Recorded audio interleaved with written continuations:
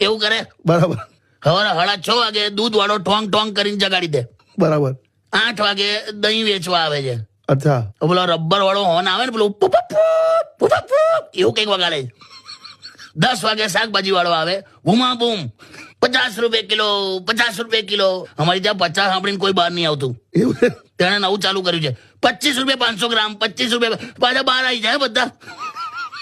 એટલે એ જાય પછી 11 સાડા 11 પેલા છરી કાતરની ધાર કાઢવા વાળો આવે. એટલે એનું પણ આવો કઈક અવાજ આવે. 12 સાડા 12 થાય હા એટલે કુકરની સીટીઓ વાગે.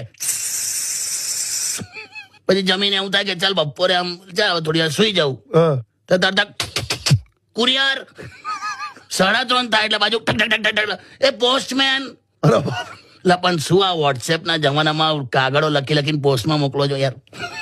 4:30 થાય એટલે સોસાયટીના છોકરાઓ સાયકલો લઈને નીકળે. ટીંગ ટીડિંગ ટીંગ ટીડિંગ ટીંગ ટીડિંગ. હું ભગવાન જાણે 6:30 થાય એટલે આખા ગામનો ટ્રાફિક છૂટ્યો હોય. કરેક્ટ પીપી પોપો પીપી અને પાછો ટ્રકો નીકળે.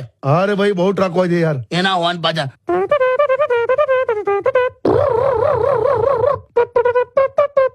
બધા હોર્ન મળે છે તમને રોજ આવું ચાલે જ લા. અરે બા 7 વાગે જેવી આરતી બતાવો હા એટલે પાછા મચ્છર આવવાનો ટાઈમ.